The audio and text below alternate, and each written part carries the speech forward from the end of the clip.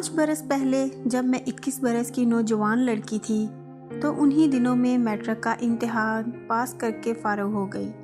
اوپر سے گرمیوں کی چھٹیاں ہو گئیں تو میں نے اپنی امی سے کہا میں اپنی خالہ نورین کے پاس کچھ دنوں کے لیے جانا چاہتی ہوں۔ میری ایک ہی خالہ ہیں جو کہ بہاولپور کے ایک گاؤں میں رہتی ہیں۔ ان کی شادی چند سال پہلے اس وقت ہوئی تھی جب میں پیدا ہوئی تھی۔ اب تو خالہ کا 16 سال کا ایک بیٹا بھی تھا۔ خیر کچھ دیر کی ضد کے بعد امی نے مجھے خالہ کے ہاں جانے کی اجازت دے دی اور بھائی مجھے خالہ کے ہاں چھوڑنے گیا، جو کہ اسی دن ہی مجھے وہاں چھوڑ کر واپس آ گیا۔ میری خالہ مجھے اپنے گھر دیکھ کر بہت خوش ہوئیں۔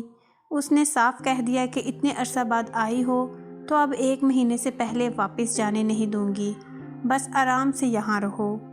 مجھے پہلی نظر میں خالہ کا بیٹا بہت پسند آیا، جو کہ بہت خوبصورت تھا، لیکن عمر میں مجھ سے بہت چھوٹا تھا۔ لیکن خالو میرا بہت عجیب قسم کا شخص تھا۔ اس کو دیکھ کر خوف آتا تھا۔ کسی وقت تو میں ان کو دیکھ کر ڈر سی جاتی تھی۔ نہ جانے خالہ جو کہ اتنی حسین تھی، پتہ نہیں انہوں نے اس میں ایسا کیا دیکھا اور اس سے شادی کر بیٹھی۔ میری امی نے مجھے بتا رکھا تھا کہ آپ کے خالو نے گاؤں میں کچھ ایسے کام کر رکھے ہیں کہ انہیں خاندان کی خواتین منہ بھی نہیں لگاتیں، ان کے کرتوتوں کی وجہ سے۔ چونکہ گرمیاں تھیں اس لیے خالہ اور خالو رات کو چھت پر سوتے تھے اور میں اور سلمان نیچے صحن میں پنکھا چلا کر ایک ہی چارپائی پر سو جایا کرتے تھے۔ سلمان میرے ساتھ کافی مانوس ہو گیا تھا۔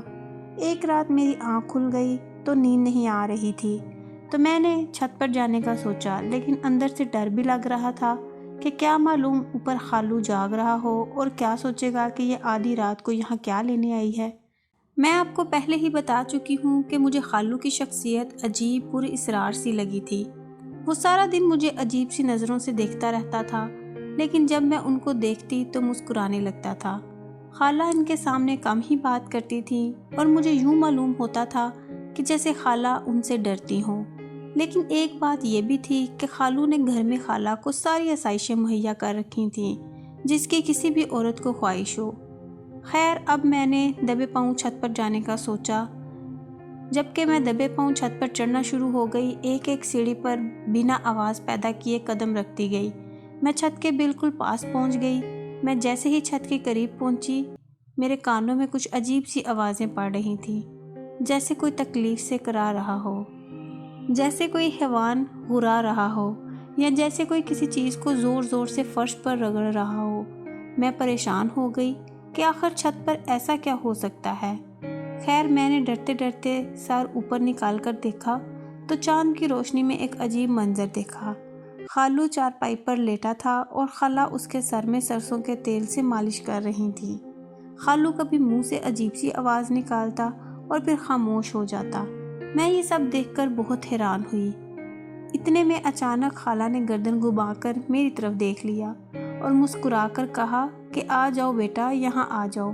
میں خالہ کو اپنی طرف پا کر ڈر گئی اور جلدی سے نیچے اتر کر چارپائی پر جا کر لیٹ گئی۔ میں سوچ میں تھی کہ یہ کیا ماجرا ہے۔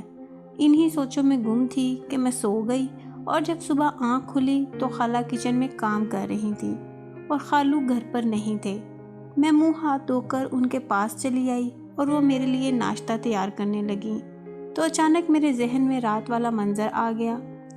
میں جھٹ سے ان سے سوال کر ڈالا۔ اس سے پہلے کہ میں کچھ بولتی، خالہ مجھے بتانے لگیں کہ ان کے سر میں عجیب سا درد اٹھتا ہے تو اسی وجہ سے میں ان کے سر میں تیل ڈال کر مساج کر دیتی ہوں۔ یہ سن کر مجھے انسان کی کرتوتوں اور پھر بے بسی پر رونا آ گیا کہ جب انسان کسی کو تکلیف دیتا ہے تو سمجھتا ہے کہ اس نے اوپر والے کی پکڑ میں کبھی آنا ہی نہیں ہے، اور جب کوئی پکڑ میں آتا ہے تو کہتا کہ مجھ پہ آزمائش آئی ہوئی ہے۔ یہ نہیں سوچتا کہ یہ آزمائش بھی اپنے ہی کرتوتوں کی وجہ سے ہے۔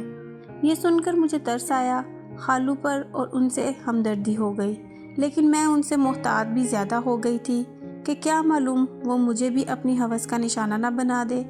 پھر کچھ دن بڑی مشکل سے ڈر کر گزار کر واپس اپنے گھر آ گئی اور سکھ کا سانس لیا کہ شکر ہے میں تو ہوس کا نشانہ نہیں بنی۔